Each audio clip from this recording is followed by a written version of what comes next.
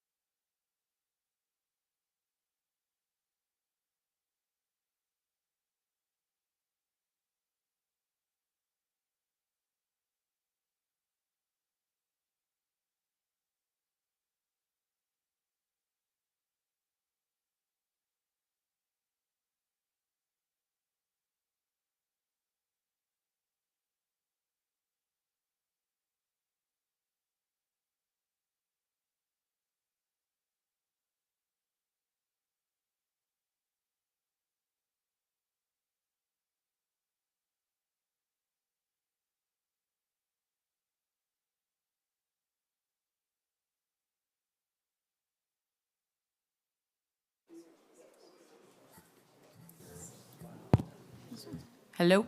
Oh, there I am. Okay.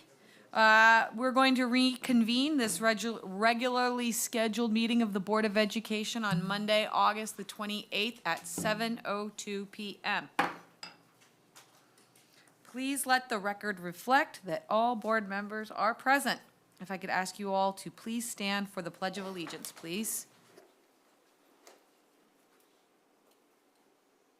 Ready, begin.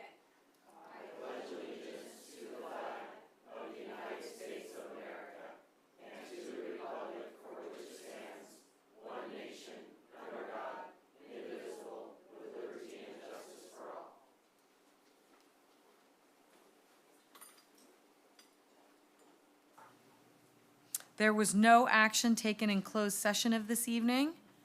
May I please have a motion to adopt the agenda? So moved. All those in favor? Aye. The agenda is adopted as posted. Welcome. We're happy to have you all here this evening. Thank you all for coming. We're going to keep moving right along, and we're going to go straight to public comment. Speakers may address the Board of Education on non-agenda and agenda items. Board policy requires that public presentations to the board comply with the procedures on the agenda. Most notably, the 3-minute time allotment. The clock is right here over Mrs. Cornelius's head, so if everybody can please be respectful of each other's time. And when the 3-minute beep beeps, please finish your, we're going to cut you off right there. I'm going to call the person whose card I have here, and then I will call the on-deck person, so to speak. After I've gone through all the cards, I will take the opportunity to ask for any other comments should someone come in after the meeting has begun. Mr. Barron, you are up first with Mrs. Barron second. Thank you very much. Good evening, Board and Superintendent DeGrazia. It's said that we find comfort among those whom we agree with, growth among those who we disagree with. So after the last board meeting, I've done a lot of growing.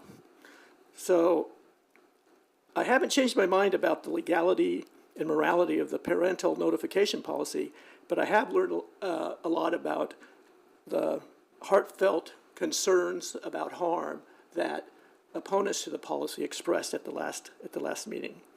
I think those of us who are proponents of the policy and are searching for that genius of the and have some common sense modifications that we can live with to the policy, and that opponents who are sincerely committed to minimizing harm to minors suffering from gender dysphoria can agree with also.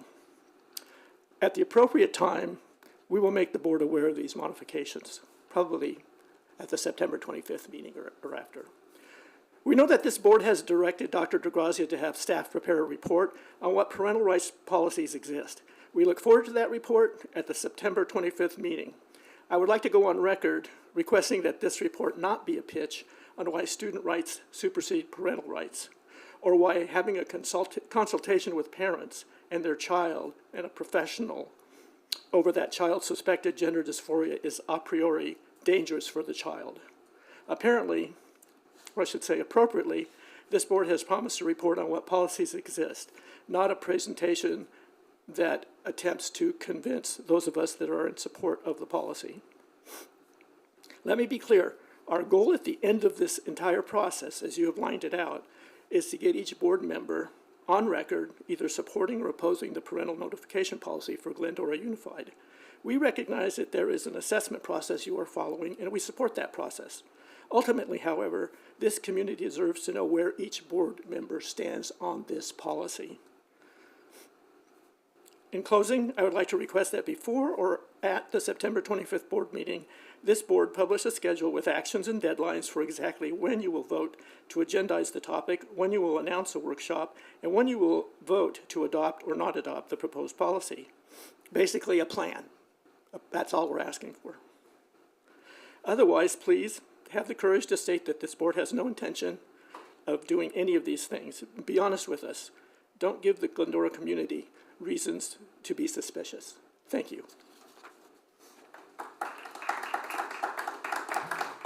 I have Sarah Barron and then Daniel Kayam.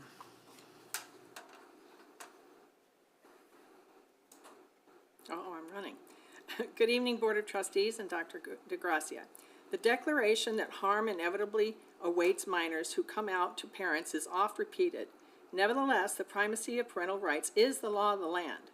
Many people, however, believe that this short-term potential harm is reason enough to subordinate parental rights to alleged student rights. But when you insert yourself between a parent and their child in the name of protection without absolutely any evidence that the parent could cause harm, with no due process, when you pave the way for outsiders to exercise unwanted influence over the child, you are assuming a responsibility you are not prepared to see through. The claim of harm and danger, suicide and homelessness is loud, impassioned, and repeated often. It is always employed where the issue of informing parents of a child's gender dysphoria is concerned, always, no matter the lack of evidence. This portrayal of the child as a victim is the method by which transgender activists very successfully manipulate rights and shut down parental involvement. It is effective because it plays on the compassion of all who hear their stories. But compassion untethered from truth and wisdom can be very dangerous. Just ask anyone in the growing population of detransitioners. Gender dysphoria is a real condition that can cause tremendous pain and suffering. It is usually accompanied by comorbidities such as depression, anxiety, ADHD, bipolar disorder, schizophrenia, and autism, that without the involvement of parents will most likely go untreated because the focus is forced onto the child's sexuality. That is dangerous. For details, see Abigail Shire's book, Irreversible Damage. A 30-year study in Sweden showed that suicide rates among the transgender population was 20 times higher than their peers. Also, many studies indicate that given time, space, and therapy, about 80 to 95% of children would naturally resolve their dysphoria without chemicals and surgery. I do not believe that a school board should be in the business of figuring this out. A policy of notifying parents that their child is exhibiting signs of gender dysphoria is undoubtedly the safest course, except in rare cases where parents are reasonably suspected of abusing the child. And as a mandatory reporter, you have procedures for that. In addition, involving parents will most likely help mitigate the type of gender dysphoria that is caused by rapid onset social contagion. This is a real phenomenon believed to have started in 2013 with the introduction of the Google Chromebooks in the classroom. Finally, we have received feedback from teachers that they want to teach, not navigate the issues involved with gender dysphoria. I hope this presentation helps fortify your position as a parental rights advocate. Thank you for your time.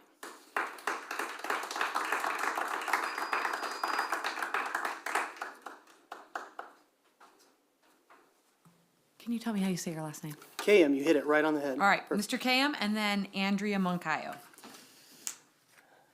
Hello, Board. I want to thank you, first of all, for all that you do. I know it's a lot of work and a lot of time that you spend. I've been paying attention to everything happening in this board for the better part of 4 years. A lot of things have gone on. There's been a lot of hardships and a lot of heavy shoulders that have been up on the dais. I've been thinking for a few months now, and maybe even a little bit longer, about how I can impact and help this community. And at the last board meeting, I heard 3 separate calls for help for mental health professionals as we look at some of these problems and issues. So, as a licensed psychologist and a board-certified behavior analyst, and more importantly, a parent of 3 students that are either in or going to be coming into Glendora School District, I'm officially announcing my candidacy as Area 4 trustee for the upcoming 2024 election. So I look forward to being able to help serve the community any way I can. I'm sure you'll be hearing more from me. I appreciate all that you do again. I know it's a hard job, and thank you very much.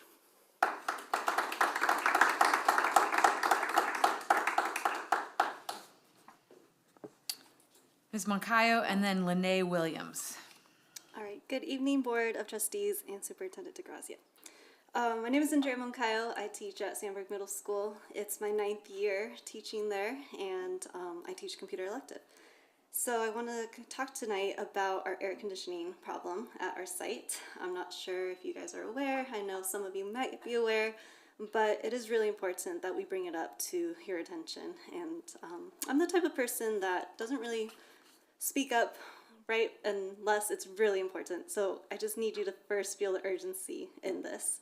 I have my colleagues with us tonight, and I really speak on behalf of myself and them, and foremost our students. I want to give you just paint a little picture of something that happened last week. As the kids came in from PE, they were sweating, dripping. It's already fifth period. Our air was out, and one of the kids, the first comment was, "Is the air working?"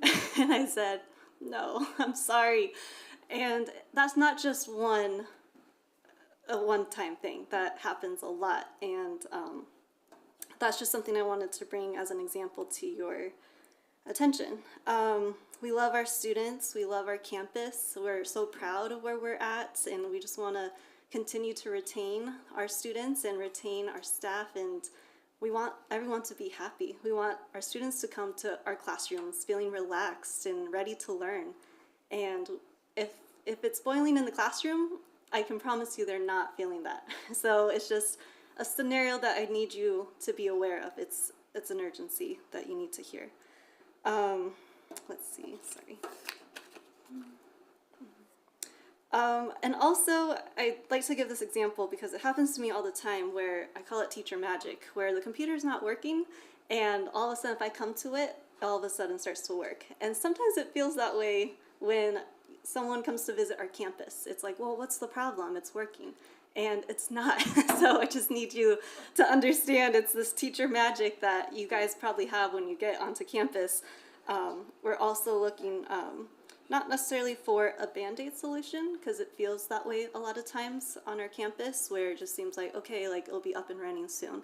But we're looking for something long-term, something that actually is valuable to our site. I also feel bad for our admin that comes and goes, and it's like an inheritance that they get. It should almost be like part of the job description.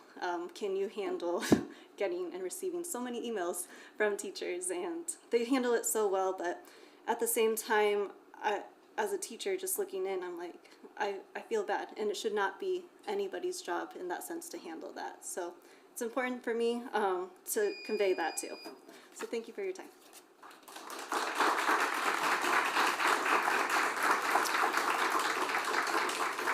We've got Miss Williams, and then we've got Kent Summer and Mike Bell.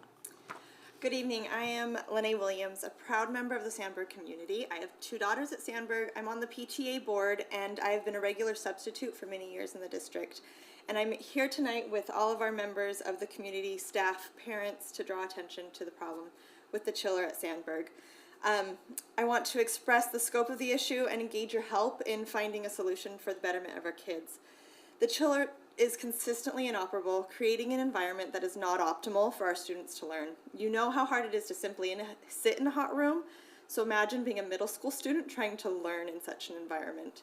And the first struggle is that it has been going on for years, and since we have some new members on the board, you might not be aware, but many of the teachers have expressed to me their frustration that they're not being heard, that this is a problem at the start and the end of every year as the temperature heats up. They work so hard to create an environment where the students can learn, but it's continually disrupted by the heat and the humidity that is pumped into the rooms by an ineffective system.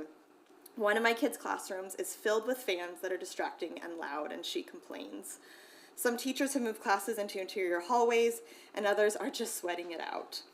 The second problem is that the process of fixing it each day takes too long, and on a near daily basis at Sandburg, the chiller stops producing cool air, the office and the administrators are notified, a work order is immediately placed, and district personnel then have to come to Sandburg to address the problem. Sometimes this process can take a couple of hours, and sometimes it doesn't even work at all. And even after it's fixed, some classrooms are still not receiving cold air to their classroom. My 2 girls each have classrooms that today had no cold air blowing when the temperature was over 100 degrees. And that was after the district had come out to fix problems. The process of not having to put in individual work orders is not working, and I know that as a parent, an involved member of the community, and a frequent guest teacher, that all parties are doing their best. We see it, but our best is not yielding the results because the cycle starts over every morning. In fact, of the 11 days of school, only 2 days have not had to have work orders put in for the coolers. While a new system might not be possible immediately, we respectfully request a solution that can be found until the system can be replaced. Last school year, we had a temporary AC unit that was brought in that provided consistent air conditioning. But once the problem was fixed, the cooler was removed and the problem is not fixed. We were thrilled to hear through word of mouth today that the district is applying for maintenance funding from the state, but this does not help our students now. If the state funding comes in, it will not solve the problem of tomorrow's 101-degree weather and units that have only worked 2 out of 11 days. We need a solution that will allow our students an optimal learning environment. I thank you so much for your attention and for your concern for all of our Glendora students. I know many of you in this room, and I know that you are working your hardest to provide students with the best education Glendora is known for. We moved here because of the school district, and your student-centered is amazing. Thank you.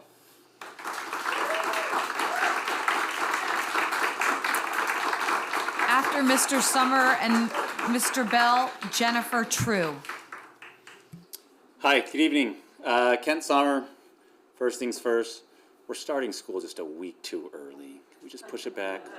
I know after Labor Day is a pipe dream at this point, but just one extra week. Kent Sommer, I'm from the organization Phoenix Hope International. 4 kids in Glendora schools with the 5th one starting next year. Mike and I came a few months ago to let you know about the race that we were putting on, the Glendora Memorial Day 5K, and where we said that we plan on and will be donating every year 50% of the proceeds to Glendora schools. We are a huge proponent of Glendora schools, and we are just here to tell you a heartfelt thank you. Thank you so much. You guys supported our race. Our organization, the one that puts it on, was not taking anything this year just because the proceeds were going to be minimal. It's a lot to get the race off the ground. But because of your support, we were able to actually have a profit, which was a huge thing for our first race. We were able to make donations to the GHS cross-country team, the Goddard and Sandburg cross-country teams, and to some PTAs at elementary schools. And modest donations this year, but like I said, stick with us. We will grow each year, and I promise you the donations will be much more meaningful and significant in future years because really we just want to donate to the schools.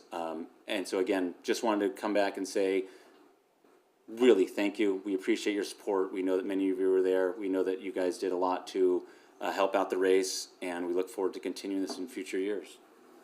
I just wanted to say thank you as well. Kent and I really worked well together. It was my first time ever putting on a race like that, but Monica, you were one of the first to sign up, and Elizabeth, I know you ran with your mom. Superintendent DeGrazia was out there. We really appreciate it. It was the end of the school year, and it was just great to have all the kids and families out there. That's the main reason we're in this. Kent and I's kids are going to go through the Glendora School District, and we're honored to put this on year after year. I would love to start a competition. I know Elizabeth mentioned among the board to run, but all the schools on the next year's entry will have the schools listed, and the winning school will get a great donation. So thank you so much for the support. It's getting the families out there. It's really all about the kids, getting the families. I thought it was an amazing day. It ended the school year off right. So if you did go and you enjoyed it, tell a friend. We had over 500 people. 4 of the top 10 runners in the 5K were Glendora High School cross-country runners. Course record under 16 minutes. But tell your friends, let's have a wonderful school year. And come January, we'll kind of start the competition again and get all the elementary, middle, and the high school involved. But thank you for the support, and we're looking forward to continuing year after year. Thank you.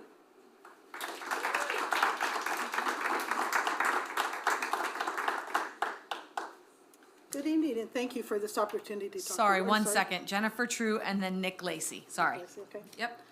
It was a bit perplexing recently when a board member stated that priorities for students were safety and privacy. I do understand student privacy and the need for privacy. There are many things that are private and don't need to be shared with other students. But this privacy is not from other students or other strangers. This is to keep secrets from your parents. Schools have always strived to involve parents. That's why we have a PTA. Recently on the television, there's a lot of ads from the California Teachers Association encouraging parental involvement in the schools. So what's changed? What's the difference here? I know there's dangerous parents out there, but we have guardrails against them. That's why we have Child Protective Services. They're a way to handle this. This is different. We're no longer talking about aberrant parents. We're keeping secrets from parents for fear they won't affirm a child's decision. Now, I've always believed that parental duties were to guide and teach and discipline our children. And there's many things I don't affirm about my child. I would not affirm rudeness, bullying, slipping grades, truancy, or idealizing, damaging, or suicidal thoughts. So does that mean the school board is going to keep those behaviors away from me because I don't affirm those behaviors? And then I wonder about teachers. Are teachers comfortable about keeping secrets from parents? Have teachers received training and counseling students to make complex, life-changing decisions? What training do you need to guide someone in choosing something as serious as choosing your gender? What are the consequences if you're wrong? Minors not even allowed in this state to get their ears pierced or a tattoo without parental consent. And yet you want to put the weight on the teachers to keep gender choice a secret from the parents. This becomes particularly confusing when the child is already outed to other students. If the students know it and other teachers know it and people at the school knows it, are they all sworn to secrecy to keep it away from the parent? The parent can't know? Detransitioners are now filing lawsuits against educators, against therapists, against hospitals, against counselors who did not counsel appropriately. They got it wrong. They affirmed gender transition when gender was not the problem. These are trained professionals who got it wrong, but you want teachers to carry the weight of this burden? The policy to keep secrets from parents is dangerous. It puts teachers, counselors, and the entire school district at risk, both ethically and fiscally. The bond between a parent and their child is sacred. Your relationship with a student is significant, but it's only transitory and temporary. But for better or for worse, a parent and a child will be together for a lifetime. You're walking a very fine line. I urge you to agendize and pass the parent notification policy. Thank you. Mr. Lacey and then Jean Lopez. Well, good evening. I was made aware recently of a survey that was sent out and what appeared to be an attempt to get a pulse on the community's response to a potential upcoming bond measure. As many of you all know, and I know as well, this has been something y'all have been wanting to do for a long time. And there's certainly no harm in trying to get a pulse or a gauge on what the community might think about that. But if I want to take a few moments here tonight to give some advice, counsel, and opinion as it pertains to this topic from a strategic communications perspective. So much of communications involves two things: timing and environment. There are a few things pertaining to environment that I believe make this survey both ill-timed and potentially on a path to rejection for this bond. First of all, we're living through high inflation, and as a result, don't be surprised if there is a lack of desire for Glendorans to put out more tax money. But even more so is the environment that we're in pertaining to schools and their relationship to parents and their rights. Numerous bills have been put up in our state legislature that are deeply concerning as they clearly target the sacred role of parents in expressing our voice. And as we all know, you are also considering how that may look here in Glendora as well. So this combination of inflation with you all being tested as to how much you believe in the family unit, I believe will lead to a clear failure of this bond. And why? It's quite simple. It's because you're prioritizing the wrong bond. So what do you mean by that? How would you answer this question? Why would I entrust more money to a district that doesn't trust me as a parent? Why would I give more money to improve classrooms in schools that are at risk for becoming safe havens of secrecy from parents? Here's the point. It's not about the bond that we see at the voting station. It's about the sacred bond between a parent and a child. In other words, the only bond that this district should be focusing on is that between a parent and a child. And until you have displayed trust and empowerment in that sacred relationship, convince us, why should the citizens trust you with more of our tax dollars? So that's the environment. Now here's the timing. Now is your time to focus on the right bond between a parent and a child. Now is the time to make courageous decisions. Now is your time to tell Glendora that you believe in the family, that you trust Glendora parents, and that you will not stand in the way of that sacred relationship. Focus on that bond, and you may finally gain the trust that you need for the bond that you want. Thank you very much. Mr. Lopez. Shoot, now I'm in trouble. We've got bad air conditioners and we don't have money to get trust in our families here. So let me begin with this. Good evening, President Reuter and board members. My name is Gene Lopez. I'm a parent and member of this community and the school district. I'm a member of the community committee on ethnic studies. And I'm also a Glendora Field Hockey Booster Club member. So thank you for the opportunity to speak this evening. Let me begin with my position as a Booster Club member, and this kind of goes in contrast to our air conditioning systems. But I understand that there's a rumor mill going around about our field and track and a renovation on the field and track, and I have to say that would come second to air conditioning at one of our schools, right? But I would like to hear more about that. And if Dr. DeGrazia, if you could update us on renovations to our track and field, I'd certainly appreciate that.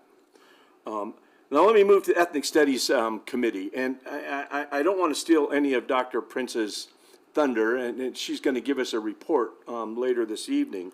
But I do want to note that on August 8th, we received some information from Dr. Michelle Herzog from the LA County Office of Education. And to her surprise, she learned how versed this committee is on ethnic studies and the model curriculum.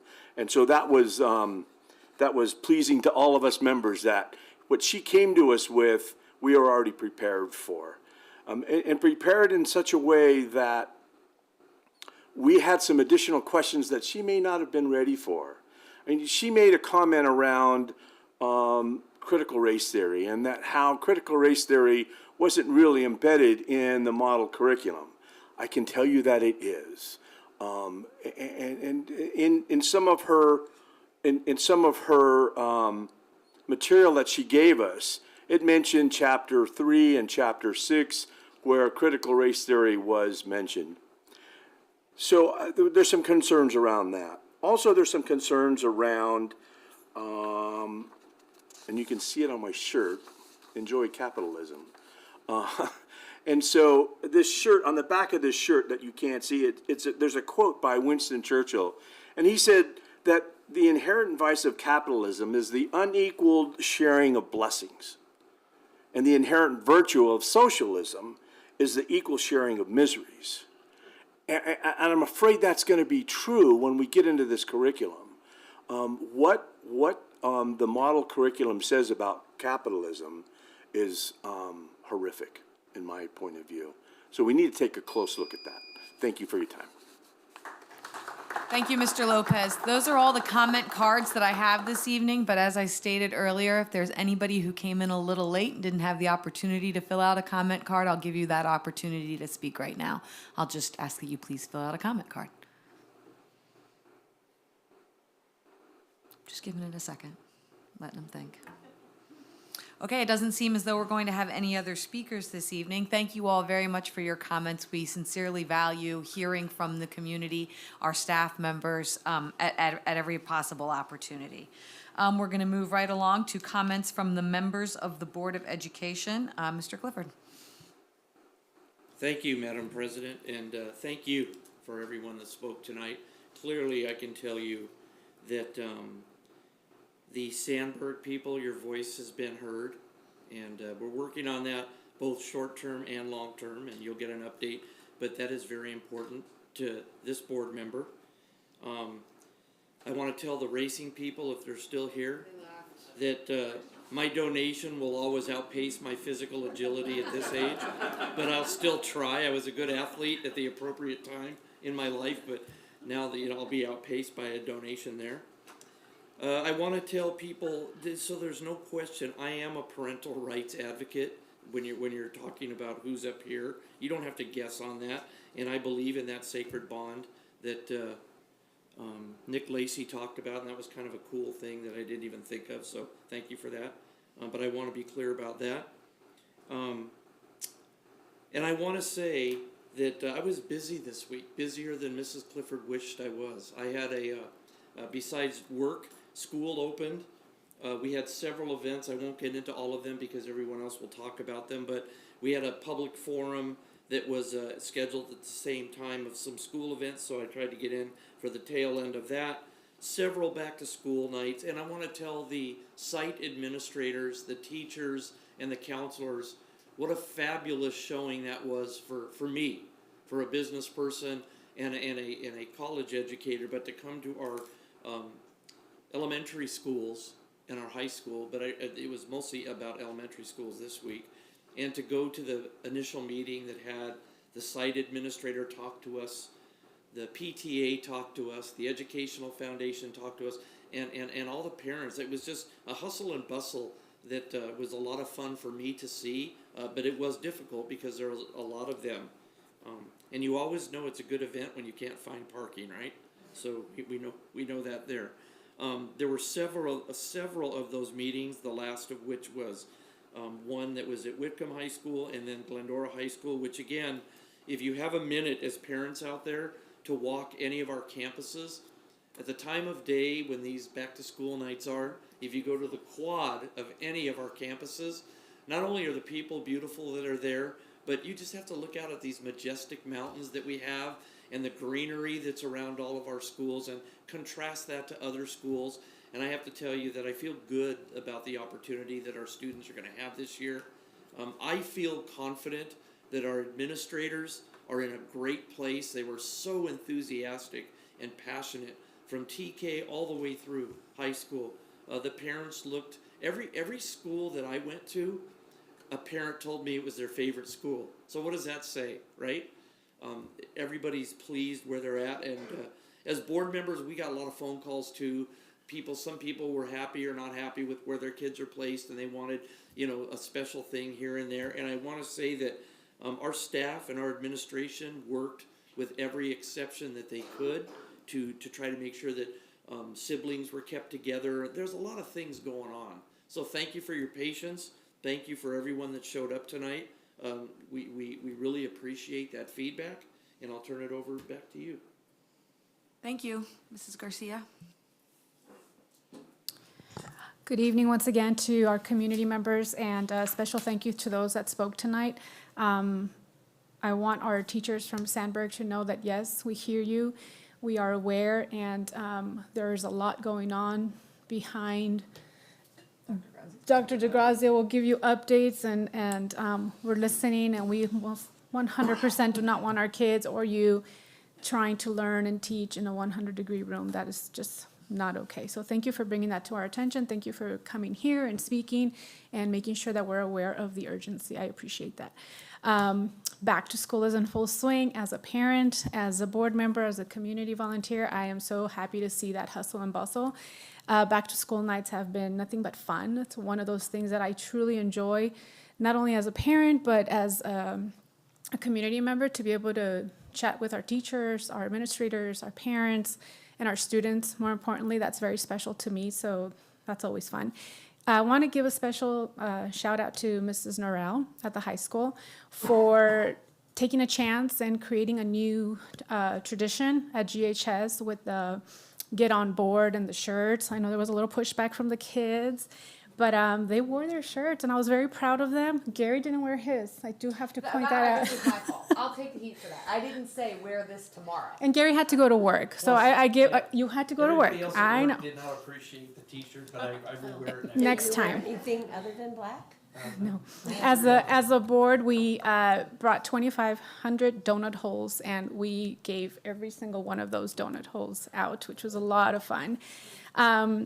So thank you, Mrs. Norrell, for doing something new, for taking a chance. I've walked the halls of GHS, and I talked with my daughter about this and other parents, and the campus looks beautiful. The little changes that have taken place in the last few months since she's been principal are noticeable, and I just wanted to make sure that if you haven't noticed, take a look around. It looks great. Sellers and Sutherland, I'm very sorry I was unable to attend your back-to-school night. I will be there shortly to take a visit. Whitcomb, congratulations to Mrs. Shibata. Her new attendance policy, again, doing something different but important and valuable for our students. So I appreciate her with that new policy, and we're here to support her. And what else? I think that's all I've got for you guys. There's a lot going on, a lot of things that are coming our way, and we are paying attention to all of it and making sure we're dotting our I's and crossing our T's and listening to every voice that comes our way. So thank you. Mr. Lopez? I also thank everybody for coming tonight, and we do hear your voice. And we talked a little bit about parental rights last time, and absolutely, we agree that schools have to work with parents. That's what we do. And so we have to make sure, we never want to break that bond, ever. So we want to make sure that we do it, and we do it in the right space, and we do it the right way. I was glad to hear that there was a tweaking of the policy, because I don't think Glendora is about canned policies. I think Glendora people, we're more about being pioneers than we are about being campers. We don't stand still. So we want to blaze a trail, and we want to do it the way it fits our community. So thank you. Sandberg, teachers, I apologize. It has been going on for a long time, and it has not been addressed. So it needs to be addressed in the short term and the long term. So there has to be changes made. This cannot continue. You guys have been putting up with it for a long time, as we know Mr. Osborne's dealt with it, and we know Mrs. Prince has dealt with it over at Goddard. But we can't have unbearable conditions for our staff and our students on a daily basis. That does not, it makes zero sense when it's 105 degrees outside and it's 85 degrees in your room. That's not easy to do. It's not. We commend you for doing what you're doing, and we will come up with solutions to help there. Have not been in 80 back to schools. I'm getting ready to, and I will say, we're getting ready to open school. We don't open school till Wednesday. So, but I haven't been at any of the back to school nights. I do commend Jamie for taking a chance and doing what she did at Glendora, and that's a total different take on the first day of school. And hopefully that trickles down a little bit so that we can make a difference in what kids feel like on the first day that they come to school, because it's all about the feel and what that looks like from campus. Mr. Lopez? Campus to campus. Can you say what that was? I was going to say it in my comments, but can you just, for the people who don't have high schoolers, can you say what the first day looked like? Yeah, and I don't know that I can really give it justice, because, I heard bits and pieces of it, but when they say all aboard, they're talking about everybody getting on board and being the consistent message. Kids were doing fun activities that way, as I understand it, right? Mr. Granquist is out there. There were no classes. There was no backpacks, no computers, no classes. It was all team building and getting to know each other and getting to know the teachers, et cetera. There was no traditional first day of school start. It was a completely, so sorry for interrupting you. For people who don't have high schoolers, they might not have understood what that first day looked like. I apologize. Those days are more about building connections, right? That day was all about building connections, and not only staff to students, it's staff to staff, it's student to student, it's administrator to staff. So all of those take place on that first day. So very commendable. I mean, taking a risk and it working out the way it did with 90% of the kids wearing the shirts is pretty amazing. That's a great first day. And yeah, high school kids are always going to be resistant a little bit, but when they get down and they start to play, they're okay. So no, it sounded like it was a great day. I mean, I didn't get to go. I didn't get to hand out the donut holes, but that's awesome that all 2,500 went. I'm sure we could have had 5,000 and they would have all gone. So again, and athletics is in full swing for the fall sports.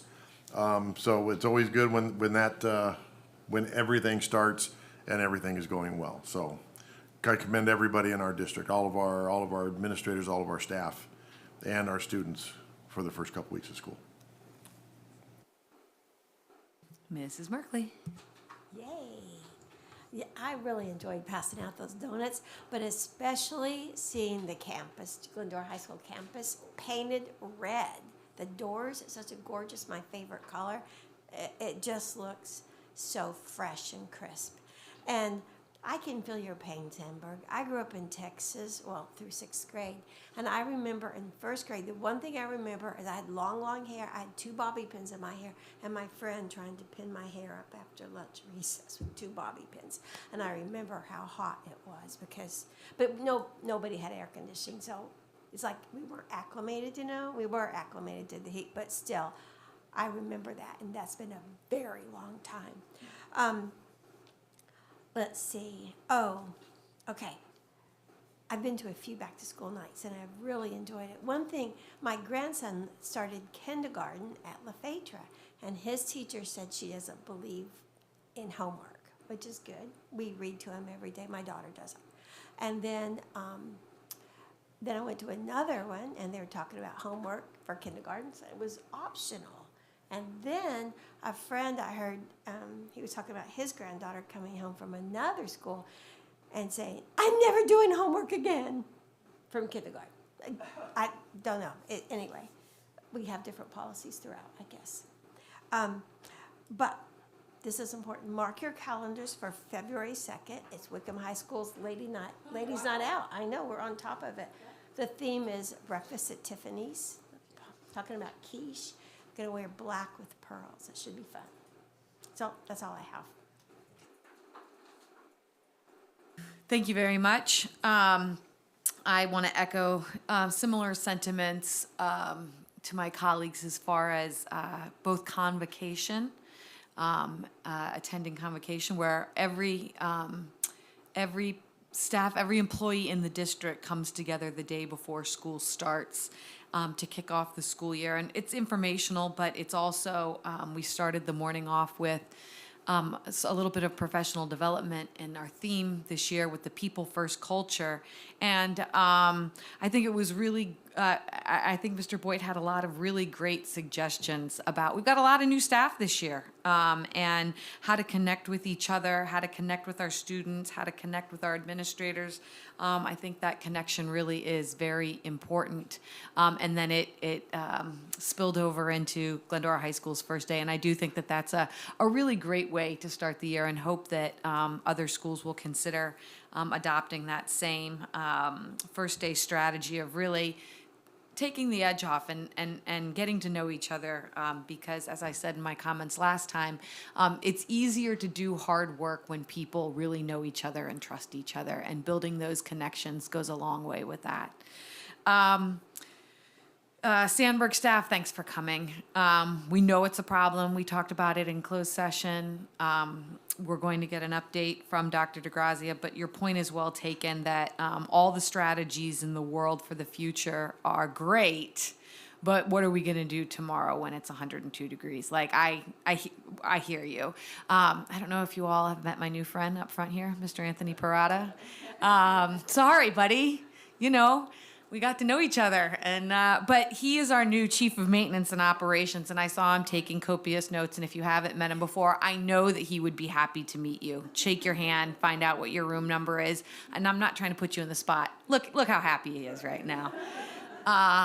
It's important. It's really important at both sites, but I thank you all sincerely for coming here and expressing the situations that you find yourselves in and that your students find themselves in, so thank you very much.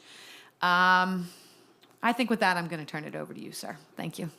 Thank you, President Reuter, members of the board, distinguished guests, and thank you to all of our speakers this evening and Sandberg staff. We hear you, we see you, and we understand.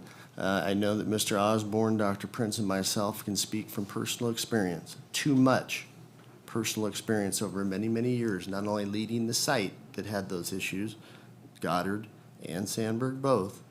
It's a continuous problem. It's an antiquated system. It was really built for hospitals, large sites, much larger than us, that had backup systems built in them.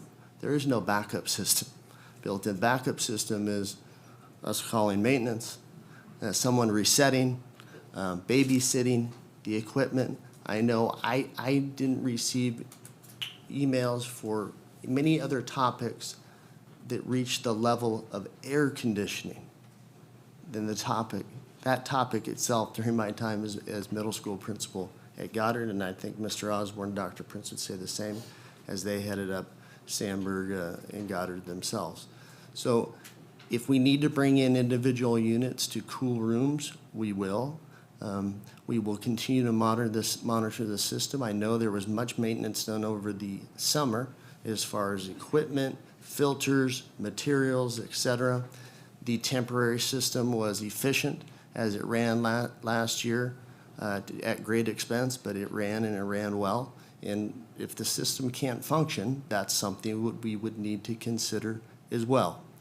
Anthony is listening, taking active notes. I'm sure he's met some of you already. I can see by the smiles he did meet some of you already, and he will be out there. The maintenance team is monitoring this early in the morning through the entire school day to monitor it and try to keep it in check and levels. And if we have trouble spots or continual trouble spots that are certain rooms that continue to be the issues, we need to target those independently and update them appropriately.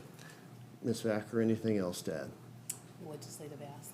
Yes, the long-term piece, and we're hoping it's shorter than long-term, is a legislative ask that we are currently working with our legislators on, and they are actively pursuing funding at the state level to free up some funding. We know there's some unused funding in the form of certain grants that have been provided in the energy efficiency and HVAC heating and air conditioning system units that's available at the state. If we can have that flexibility to tap into some of that funding, we know it's available. We certainly believe that we qualify. We're actively working with legislators up in Sacramento and locally, including a lobbyist, to get our point across to them for such funds and for such use. That totals approximately $8 million for the replacement of the funds of Goddard in Sandburg Middle School. We are hopeful. We are continuing to pursue that for the current budget planning session, and it's still under consideration. So that is still alive, and that's another long-term piece in terms of legislative ask. Thank you. We have had overall a great start to the beginning of the school year. The Glendora High School first day, and the feel on campus and the spirit on campus is outstanding. If you haven't had a chance to be on all of our campuses in the middle, Mr. Clifford's correct. Whether it's a quad area, whether it's outside of classrooms, beautiful spot. And thank you to the maintenance and operations teams for getting them up and looking so good, and our custodial teams as well. 6 schools have held back to school nights already. We have 3 more this week. Lafayette on Wednesday and Goddard and Sandburg on Thursday as well. Activities are in full swing, as we heard about. Fall sports have kicked off. Next meeting, you will meet our 2 student board representatives. They are both 12th graders. Aiden Garcia will be here from Glendora High School, and Gwen Martinez will be here from Whitcomb High School. You'll meet both of them next time. Aiden will then give the report for the first meeting in September, and Gwen will give her report for the second meeting. Soon, we will form this year's Superintendent, Student, and Parent Advisory Council, so look out for, if you are interested, you can note your interest in the upcoming monthly newsletter, which will be going out in just a few weeks.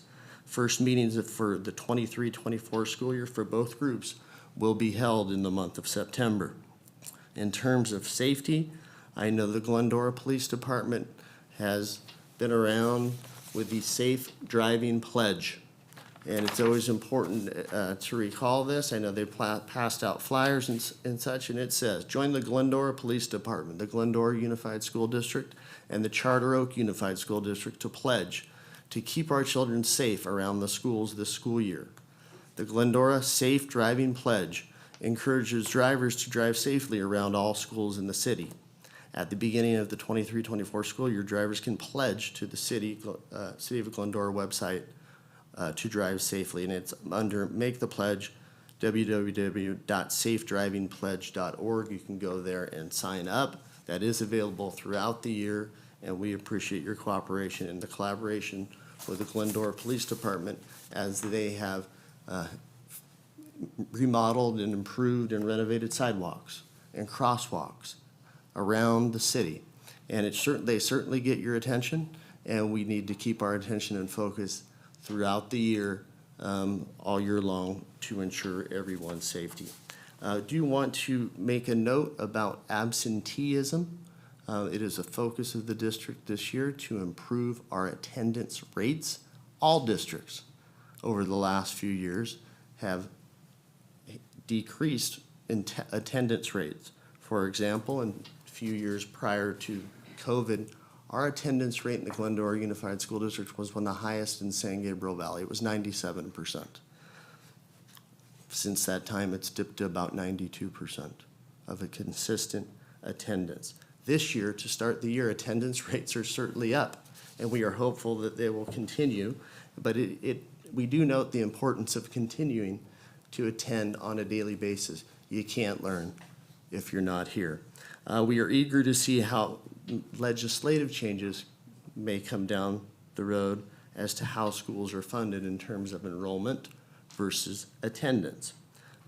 Just a small increase in attendance. For example, if a district was at that 97% and crept up to a 97.5, just a 0.5% of difference in attendance relates to more than $350,000 in funding to the district to assist in projects such as what we've talked about earlier this evening.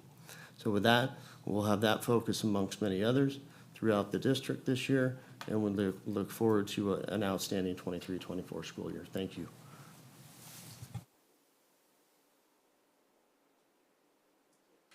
So I just, for our friends from Sandburg, should they have an issue tomorrow, or it's a continuous problem, they should let Dr. Porcel know right away, tomorrow morning. What steps, how would you like them to proceed if there are consistent spot problems that way as we look to remedy, if we're gonna bring in the big truck that we had last year, whatever the case might be, what's the solution for tomorrow? I think they've got issues with their individual classrooms that they can let the office know. We are monitoring that as well from our system that we're able to see. And we have had staff up there, I think, every morning at the beginning of the day. I believe you, but like Ms. Moncayo, I know what it's like when I take my dog to the vet and then there's no problem when the vet gets out there. So you know how that goes. I want to say there's been some ongoing problems. Yeah. We're not blind to that. And definitely we try to do everything in advance as much as possible to try to prevent a lot of the other issues from happening. And so I'm thankful that many of the rooms are working, but I know many of the rooms are not working. And So start at the site with Dr. Porcel. Yes. Yeah. That's the quickest thing. And that way, Okay. if we have room numbers, that lets us get in there and really start to address the room numbers. Okay. That helps. Okay. And we do know besides locker rooms, we know there is one room in particular that we're really having some struggles with. So we are aware of that too. They all think it's their room. I know they do. They're going to call Dr. Purcell and let her know. Okay. And that's perfectly Okay. fine. We're happy to help. Okay. All right, then we are going to move right along to our staff presentations this evening. Ethnic Studies Adoption Update presented by Dr. Jennifer Prince, Assistant Superintendent of Ed Services. Thank you all. They don't even want to stay for you, Dr. Prince. It's all right. I love them anyway. I'm just kidding. It's fine, I'm totally you guys. joking. He's good with that. Go home and go to sleep. Okay. Thank you, Dr. Nahara.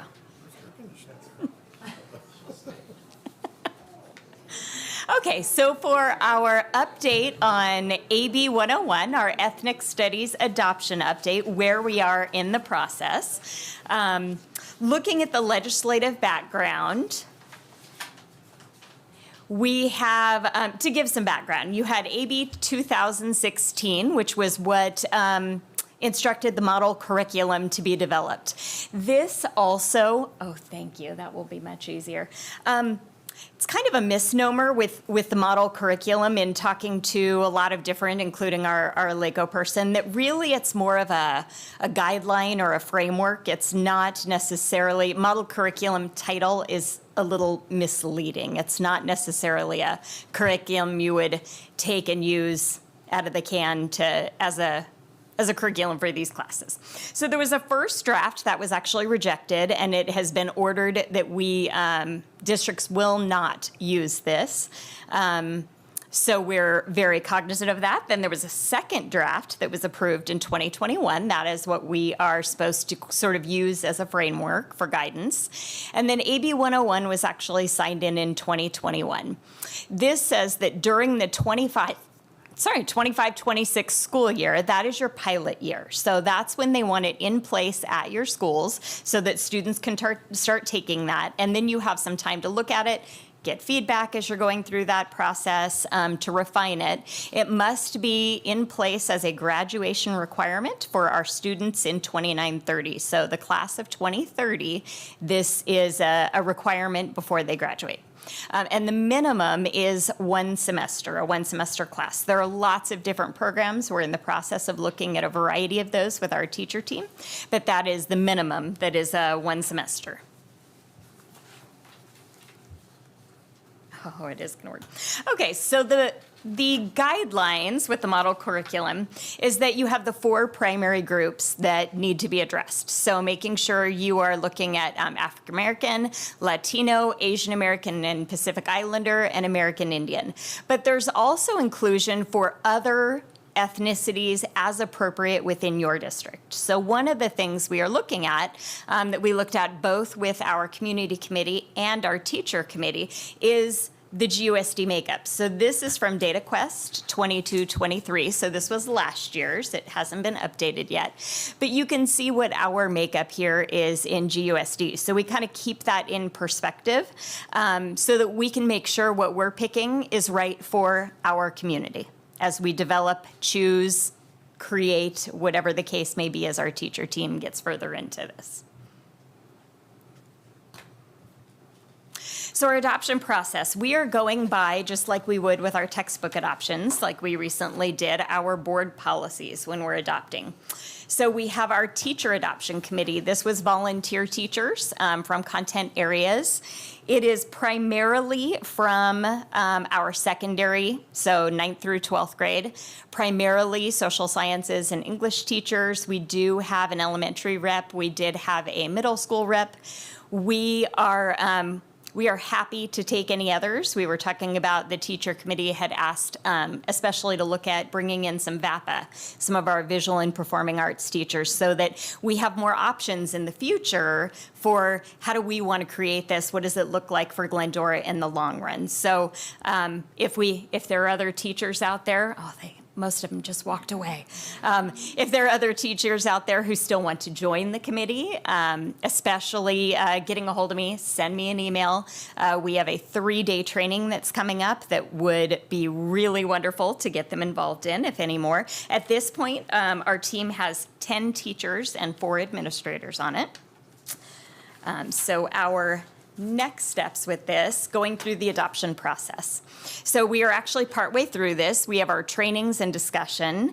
As Mr. Lopez mentioned, our community committee had extensive training before I came on board and started facilitating this group. And our teacher committee, a few of our board members, our community committee, all did have AB 101 kind of background knowledge training, and we had a full day for our teachers. Then upcoming, in a couple of months, we have our teacher team and administrators are heading to a 3-day training where we will get more in depth. We'll actually get to talk to some other districts who are doing this work already.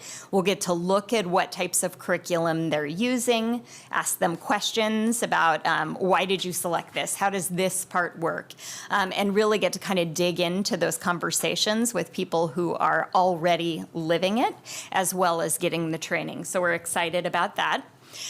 Then we look at reviewing and screening either existing curriculum. What do we have? Are there units we can borrow from districts who are already doing this? Is there a possibility for dual enrollment with some of our local colleges where a class they can take it at GHS, but also have it count for their general education requirements at a university?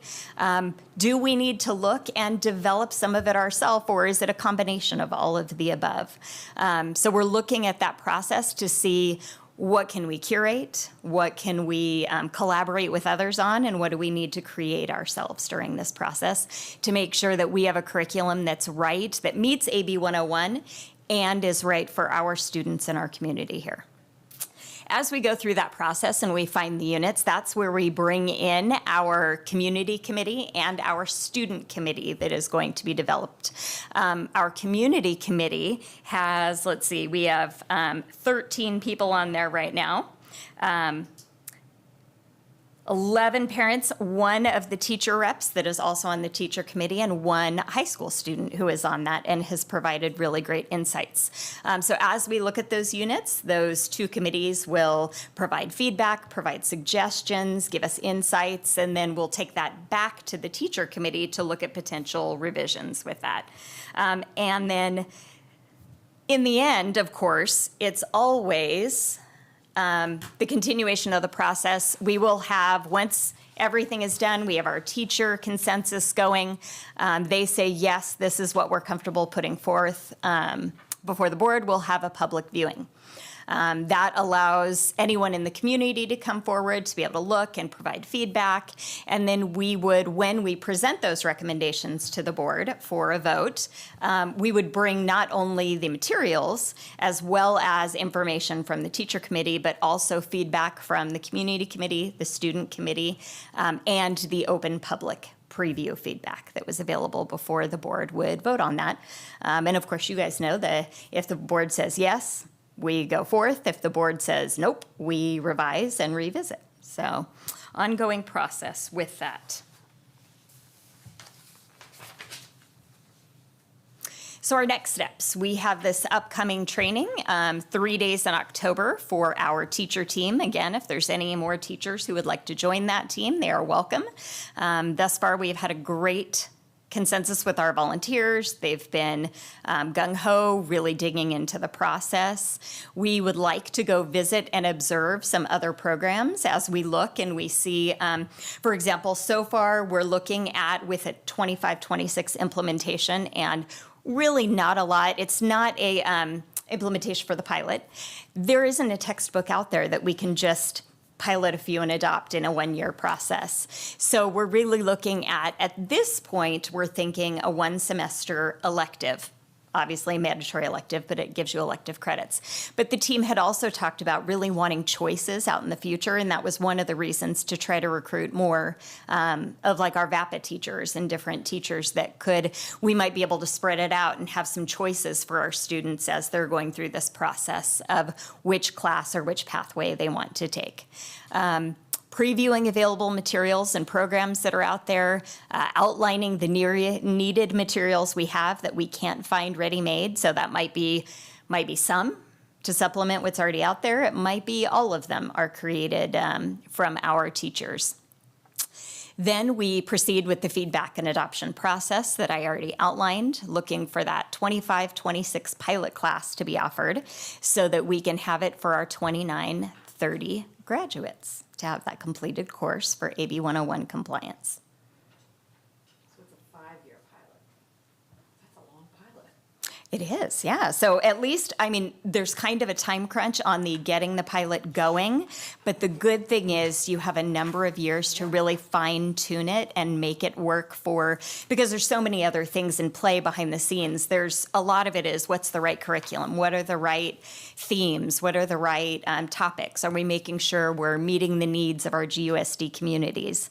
But also now Mr. Lopez, as you plan a master schedule, has experienced that. How do you fit it into the master schedule? What do you flip-flop it with if you have a 1 semester versus a 1 year? And so I'm glad we do have, although it's a crunch at the beginning, I'm glad we have a number of years out there to really fine-tune it and do it right.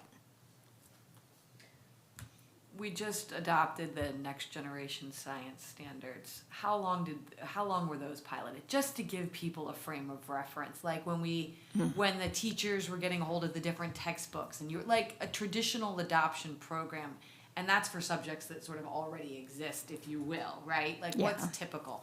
A traditional adoption, typical 1-year process. Okay. You look at publishers, you have rubrics. The difference with this one, it's unique because, to be honest, the publishers aren't creating. We don't have textbooks that we can adopt for this. I found a lot of ancillary resources as I've reached out to a lot of our publishers, but they don't have like yes, here's a 1 semester elective class course outline and curriculum. Now, some of our neighboring districts who have done that have found some of those or developed or worked with different consultants. And we'll be able to see a lot of that at our 3-day training and when we go into other districts to kind of observe what they call bright spots in the LACO toolkit. But there isn't anything canned, so it's a longer process than we would usually have for an adoption. Who else has questions? I just wanted to point out to people who don't know that VAPA, Visual and Performance Yes. Arts, sometimes we use these acronyms. Yes. And that's what I'm really excited about. I think that will be so cool as an option that they can, you know, explore other ethnicities through the visual and performing arts.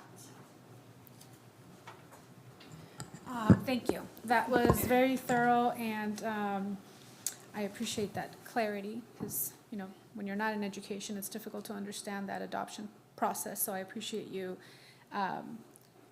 clearly arranging that for us. I have a question. Are we considering a different ethnic group other than the 4 primary that are part of the ethnic studies recommendations?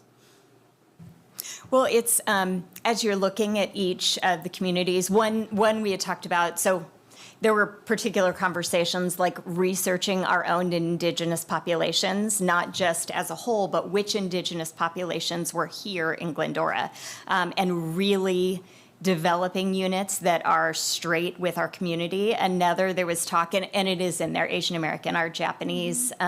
When you look at, we have, locally, there was Santa Anita Raceway was a Japanese internment camp during World War II, so that could fit very relevant into the high school history curriculum. You also have, I'm a member of Rotary, and I had met a local businessman who was in an internment camp during that time who said he would be happy to come speak to our students. So to have things that really are native to Glendora, that are meaningful and put a name and a face to all of these things that's right here for them was something that we were really looking at. Okay, and then as far as your timeline, when are we looking at where this would come to a vote for the board? Well, my hope is by the end summer of 2026. So I would like to be able to have all of the curriculum, have it in place, really pilot it during that 25-26 year, make sure we have solid, anything we need to refine, and then hopefully by summer of 2026, I'd like to have that in front of you guys for a vote so that we can have an implementation even before the requirement of the 29-30 graduation. So just to clarify, we don't vote on the curriculum until after the pilot? Yes, of course, I'll keep you guys comprised of it. We'll do updates, you know, any questions.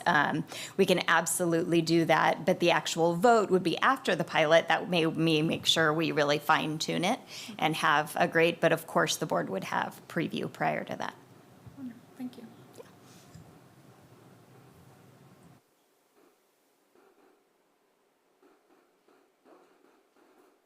Thank you very much, Dr. Prince. We really appreciate the update. Good, there you go. All right. We are now at consent items. The Board of Education may consider agenda consent items as a whole or as individual divisions. Any item may be removed by a member of the board for discussion and possible action. Would anybody like to pull any of the individual consent items for discussion? I'll make a motion to approve the consent items 7-1 through 10-2 as presented. Second. All those in favor? Aye. Aye. All consent items have been approved. We're moving into the adjournment of the evening. I'm going to ask for a motion and a second in memory of Robert Castro, and then I'm going to ask my colleague, Mr. Clifford, to say a few words. So may I please have a motion to adjourn this meeting in memory of Robert Castro? Mr. Clifford. Thank you, Madam President. I just want our community to be aware that a young man who started as a police explorer in our community, moved up throughout our police department, ended up being police chief, was a leader in our community, certainly involved with the school district, had a lot to do with our SRO programs and outreach to every parent, involved also in the same faith community that I am at St. Dorothy's. I believe that his wife was also involved with our school district, Cynthia Castro. Rob passed away the night we were here, August 14th, my birthday, and the night we were here, and it's just a sad occasion. There's going to be a service at St. Dorothy's coming up very soon for the Castro family to grieve for the loss of Rob. We certainly value what he brought to Glendora, him and his family. We value their family, and certainly hope that you could reach out in your thoughts and prayers. Think of the Castro family, and by adjourning this meeting, it certainly is an honor for the commitment that their family gave to our community, and it's most certainly a sad loss for this community and for the world in general. Rob was just a good guy, and I'll leave it at that. Thank you. Thank you for those words. All those in favor of adjournment? Aye. Then we are adjourned at 8:12 p.m.